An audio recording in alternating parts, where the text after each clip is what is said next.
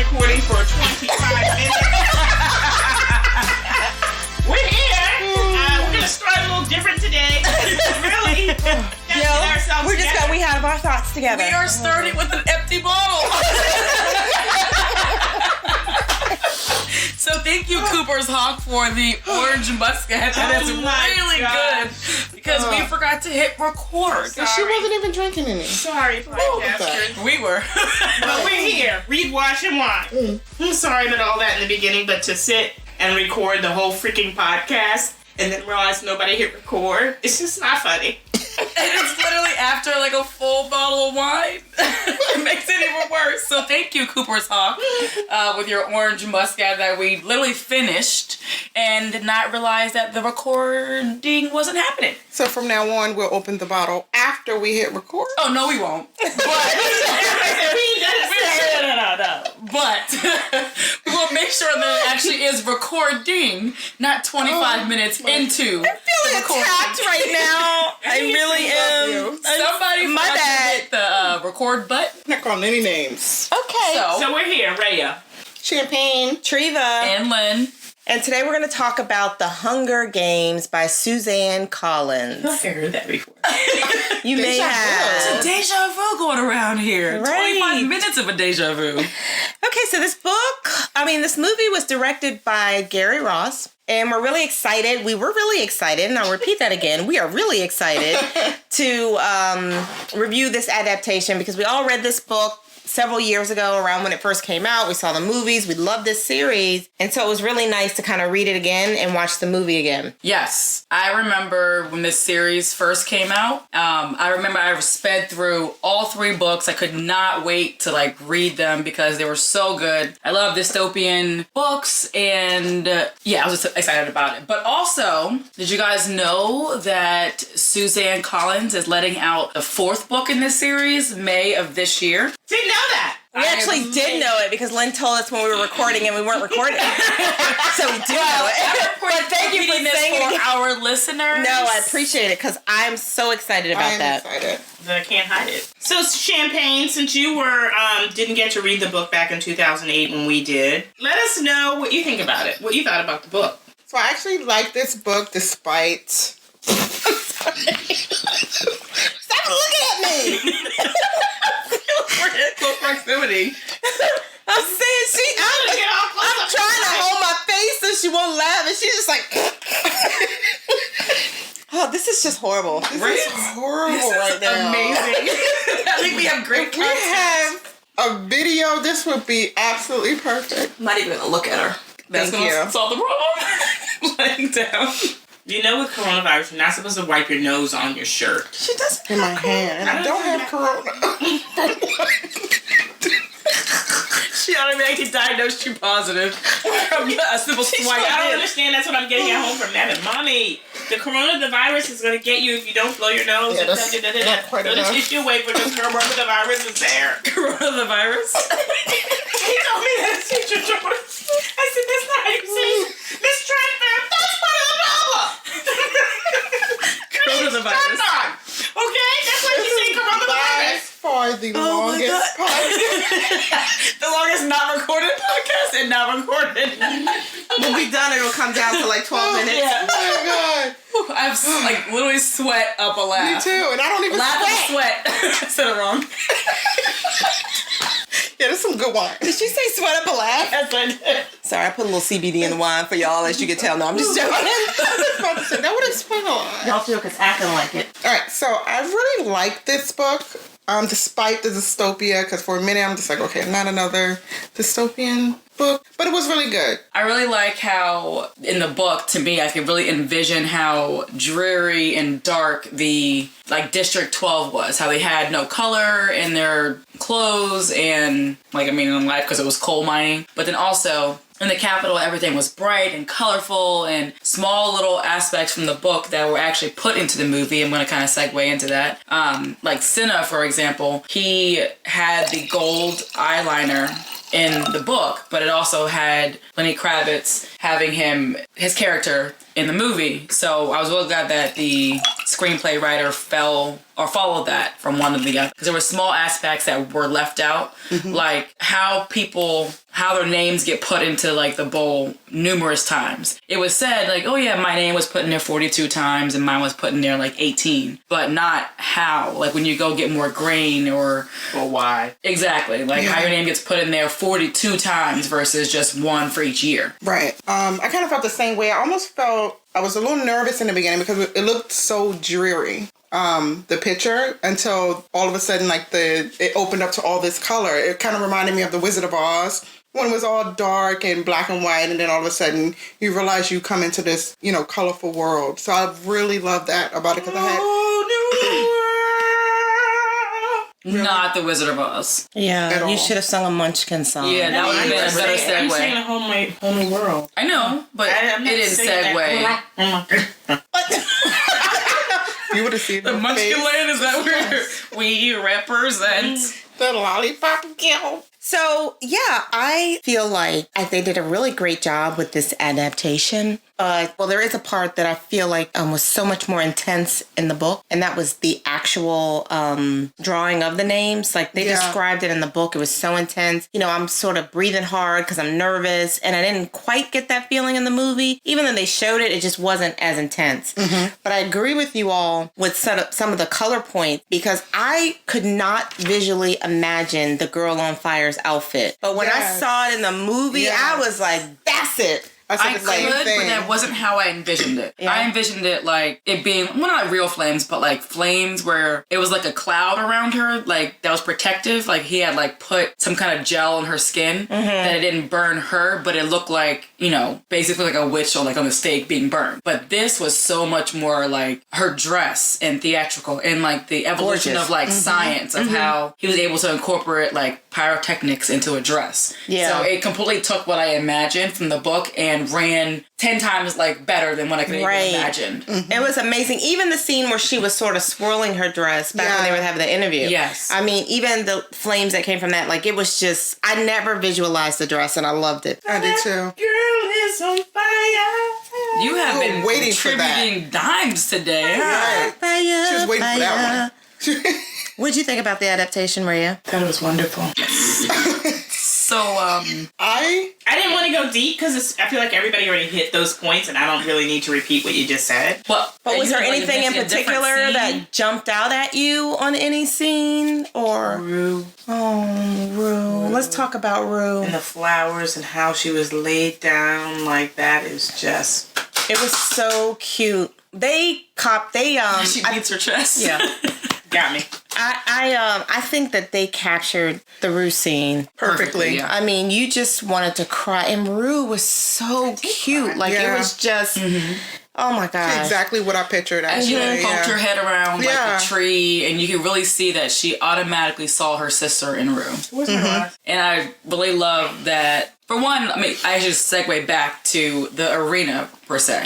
I had a hard time imagining this arena, because, I mean, you say arena, and my thought is like, like a basketball arena. Right, exactly. Like it being a smaller venue. And then when she was talking about how she was walking for days and hiding, and that's one thing that didn't really correlate to me from the book to the movie was the timeline. Because it seemed like it was only like maybe 3 or 4 days in the movie, but then in the book, it was like 3 weeks. Right, exactly. So as she was like walking and hiding, I'm like, this arena has to be like not an arena that we would have here, but like an island basically size. And so when I was seeing thinking about Rue and how she was alone in this island, to be 9 years old and the youngest and the weakest, I was so happy in the book when they kind of like partnered together.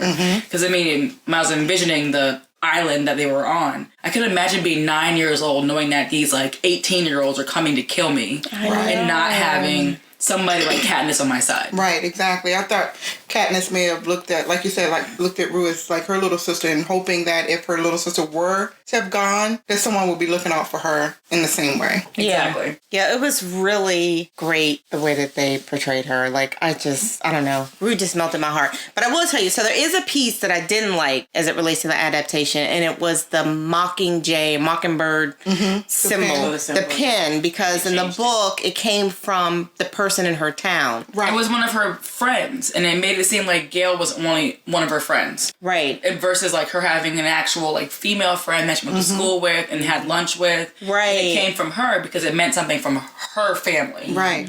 And her district Mags also. or Meg or whatever the friend's name was. Yeah. That wasn't in the movie. But I agree with you because it came from a friend, but it was a symbolic reasoning from her friend's like family and life. It wasn't Yeah. personal. Right. They took about that personal. They took away the personal touch. Right. Exactly. So, and I feel like it was so symbolic throughout the books. It took away from that symbolism when it wasn't given by someone in that district. And I don't know.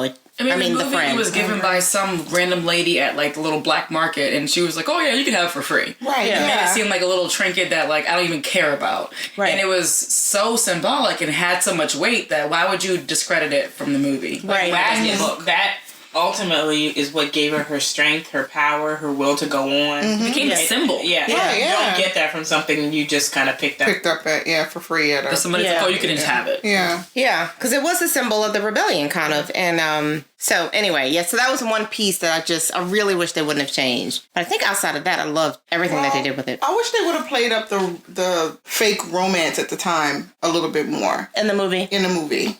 Because in the book, I felt like they really try to grab at heartstrings of the watchers. And I guess in the movie, it wasn't so much. They mentioned it. And just kind of left it alone until I guess they were in a cave. So I wish they would have played it up before they even went to the arena. But you know why you didn't get that feeling in the movie? Because in the book, you heard Cactus's thoughts. Maybe I should say this. Yeah. Katniss. I'm sorry, I said cactus. Wrong plant. Yeah.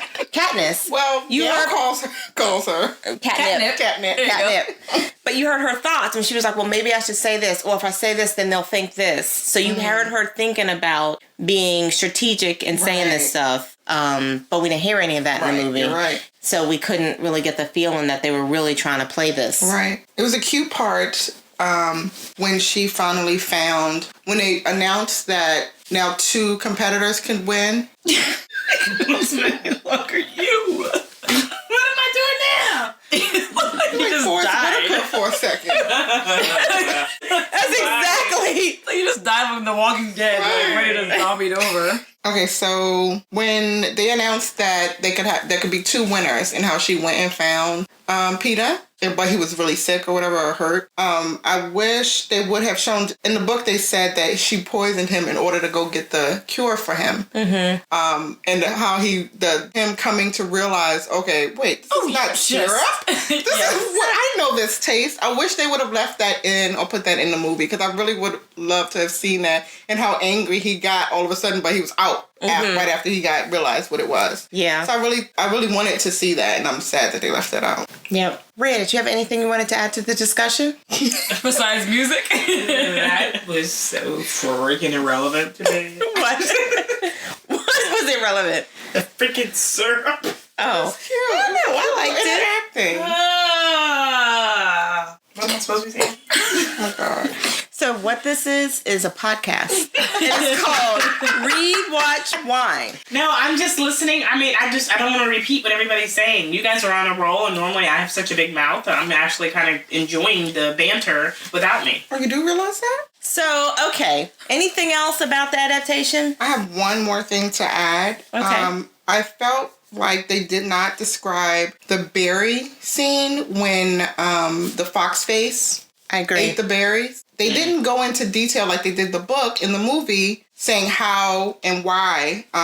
They didn't know what the Nightshade berry berries. was. They just showed these berries and her eating them and her laying beside it. So they didn't say that they were. And Candace came and knocked him out of his hand in the book, but you're right. Like, you had to kind of, I feel like you had to kind of know what happened in the book to really. If I didn't read the book, I would have never known what was the deal with the berries. Well, that's what I'm saying. It's like that left out. You need to describe those things to really understand how impactful it was and why how, she why kept she them. knew and why she knew what they were, right? And kept them for later. Right. And the whole aspect of her knowing what they were from her father and how much knowledge that she obtained from hunting with her dad about different berries and plants. They left all that out. Right. They didn't bring daddy into it at all. It was like he was just non-existent. died and her mom was the zombie for a little while. I'm like, that was it. Right. Yeah. And I felt like they left out how impactful she spent with her dad. And once her dad died, her mom was this zombie, and she was mad at her for not stepping up and being there. So I just felt like they really dropped the ball and hit her dad. Right. and that should have been more significant in the book. It should have been, yeah. I can't remember if on the next movies they do some background on the dads. For some reason, I can't recall They do it. one scene. Oh, do they? Where she like flashback. Okay. Like a hunting scene or something. She has a dream that he like falls down the elevator shaft and dies. Oh no, that was this one, wasn't it? See, when you're obsessed with them and you watch all three of them at one time because you can't stop watching them in one day, then you kind of confuse them. Yeah, it was this one. Oh, was this one? Yeah, it was this one when he fell down the elevator. But for some reason, I was thinking there was more dad flashbacks. But I'll be honest with you, like I had mixed up Hunger Games and Divergent series because I was doing them both kind of around the same time. That when I reread and rewatched this movie, I was like, oh my gosh, I forgot all about Hunger Games and Rue and all this because I was just all of them were all mixed together. Yeah.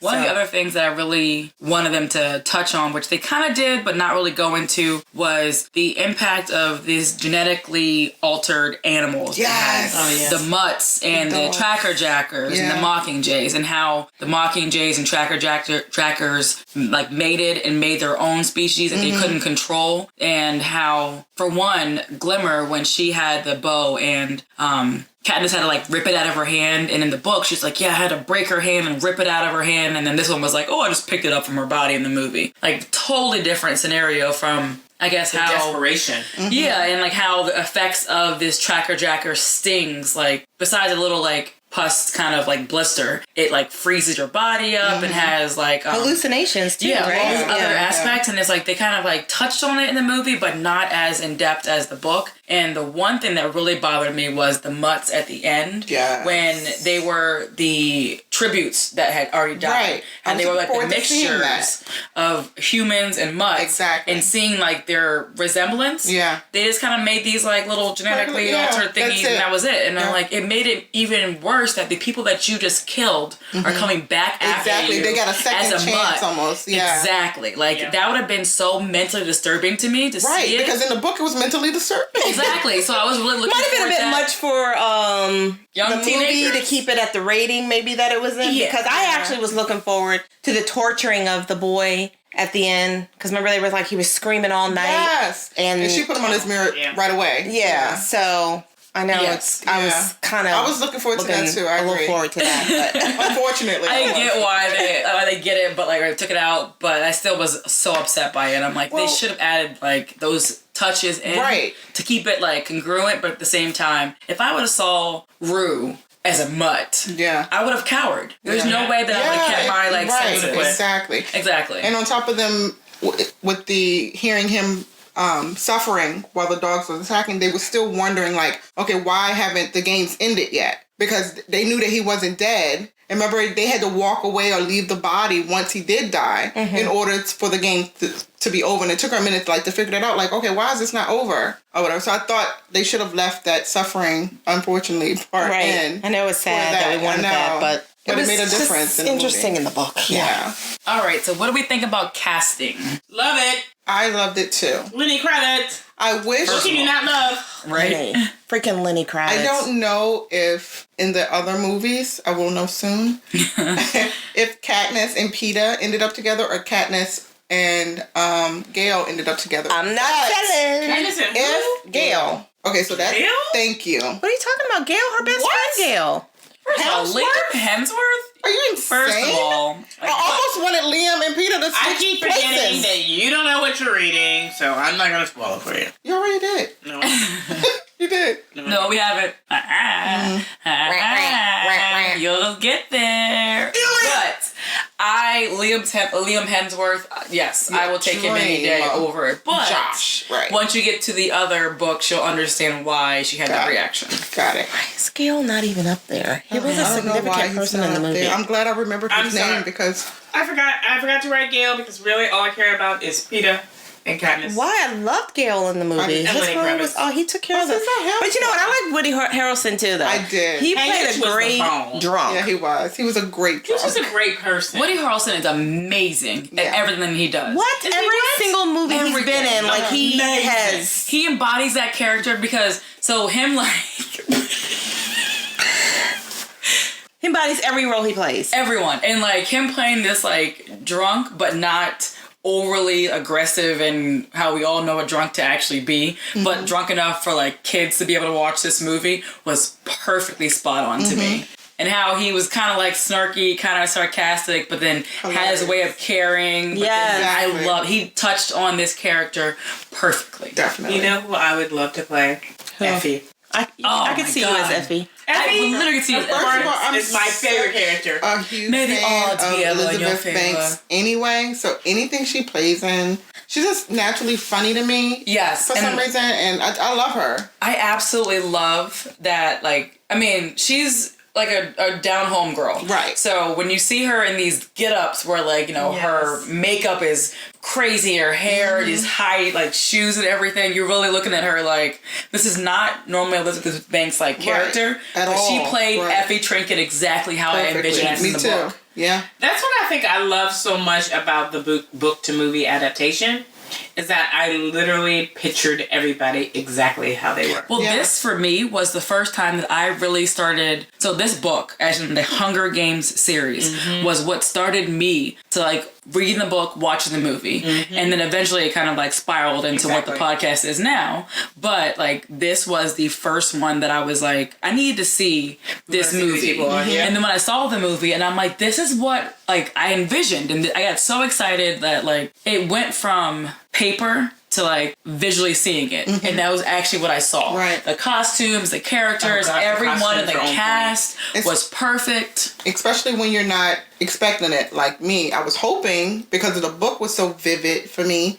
But when it first came on, I swear to you guys, it was just like, oh my God, I hope it's not going to be this dreary looking, like it's all dull looking. And once they opened up the Capitol, I was like, oh, yes. Yes. Yes. And even like the architecture of like the Capitol versus like the shacks they were living in. Overdone, yeah. The one thing I do wish, sorry to segue back to the movie, is I wish they showed more of what the districts look like. Yeah. Even throughout, spoiler, the rest of the movies, I really wanted to see like how, because I mean, for one, if you think about it, I think the Capitol was technically in like Milwaukee, and there's certain areas like of like, I guess, Pan Am, USA, that these places that were strategically put at, but I wanted to see the difference of what each district looked like. Because we saw 12, you'll see 13, and you'll see, spoiler, like the Capitol, but like, what about like how all the careers lived? Did they live in the middle place of what like 12 was compared to the Capitol? Was it like, I know they still were a district, was it as fancy? Was it as what's like the landscape look like? Exactly. Right. And then the only one you really get to see is like when Root, or Envision was when Rue talks about hers, and you see like the fields and the trees and things like that, because they couldn't hear down like the forest and stuff like that. Thrash was hiding out. He was more comfortable with being in the fields in the arena. Exactly. So like you envision those, but you don't see them. And I feel like, I guess, you know,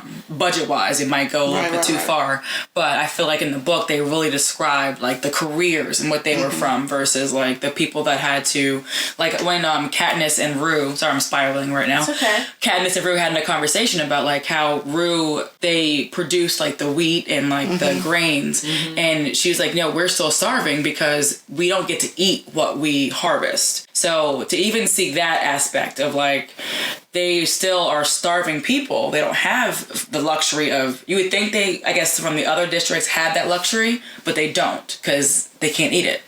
Gary Ross did an amazing job on this book. Yes. He did. He really did. Movie. And with the seeing just only District 12, I kind of, being new to this series, I kind of just assumed that every district looked the same, because I don't know, because it's like the unknown, so you just assume that. So it would be good, like you said, to see all of the districts, because mentally right now, reading this one book, not being able to see the district, I just assume all of them look exactly the same. But everybody's life was different. That's why only reason I envisioned everybody having something different. Because everybody they all specialize in from a different place. Yeah, They have the coal miner in the same place as the grain person. And like even like the careers where they go to school to train for the Hunger Games versus like in District 12 where you just go to school to learn about coal mining. So they go to school, like they literally learn about killing people in school from a young age. So to me, I feel like your schooling shows your wealth. To me, in that aspect. Right. So, anyways, I had to touch on that again. Sorry. Only other person I really wanted to have a little conversation about was Mrs. Stupid Everdeen. Because somebody really liked her in the most recent thing, Ray Donovan. I really liked her in Ray Donovan, but like... And see, I'm the exact opposite. was so infuriating in this movie. Like she just said nothing. I guess she was supposed to say nothing because she was still in this like zombie trance. But I just feel like she could have done a little bit better. I just don't think she's a great actress anyway, so. But I mean, I don't think her role in the beginning of this series was good anyway. I know, and I'm trying to differentiate the books. Yeah, right. So I'm trying to get to it. Right, yeah. So I just feel we'll like... touch on that again. Yes. Yeah. What about Primrose? So cute. Especially like, tuck your tail in, little duck. Right, I love their dynamic with each other. Well, I mean, she's supposed to be smaller, frail, with blonde hair, the younger Ideal, idolize her sister. Yeah, the bigger sister with darker hair. So they did the discrepancy between the two of them. Well, but her facial expressions when they called her name, like, that's a good little actress. Yeah, I was like, she was just like, oh Lord, oh my gosh, they actually said my name. Right. Yes. When my sister said that you won't be called. I know. But how like crazy is that when her name is in there literally just once? And so many people like Gale 42 times. Right. So out of that, I mean, in that different bowls, but still. Right, yeah. I'm pretty sure there was another girl that was in there that like 42 times. 42 times, right, exactly. Well, that's how you know it was rigged. So is there anything else you guys want to talk about the cast or the movie, or are we ready to? I think we're ready to get this rating. I think we need to bring this one to a conclusion. Again? 2 hours of talking about it. So I'll start, and I'm just giving it a full glass. Love the book, love the adaptation. Of course, there were some changes, but they nailed it to me. Full glass. I'll go second, and I mean, from the 20-minute rant that I went on in a spiraling aspect, that shows you that I give it a full glass. I love the book. I love the adaptation. It was exactly what I wanted. Perfect. So, full glass from Lynn. Full glass from Raya. I need another full glass. You need no more. It's excellent adaptation. What I envisioned when I read these books, or this book, was exactly what I saw in film. I agree. Full glass. I was pleasantly surprised on the adaptation. I was expecting them to leave a lot out, but they did not. So yes, I love this book. I love the movie for bringing it to life. Well, it's getting a full empty bottle. We got a full bottle because we didn't go drink one. I know, right? So thank you to Cooper's Hawk for their orange muscat. It was really delicious. Even though the bottle didn't finish for a while. Yeah. But it still is very delicious. Thank you. Sweet girl. Feel free to send us another bottle. Yeah. Yes. Yes. It was very good for you. All right, well, thanks for tuning in. Catch us on our next episode, and we'll talk to you later. Thank you so much. Bye. Thanks for supporting us. Follow us on Instagram, Twitter, and Facebook at Read Watch Wine. And on YouTube. And soon to come TikTok.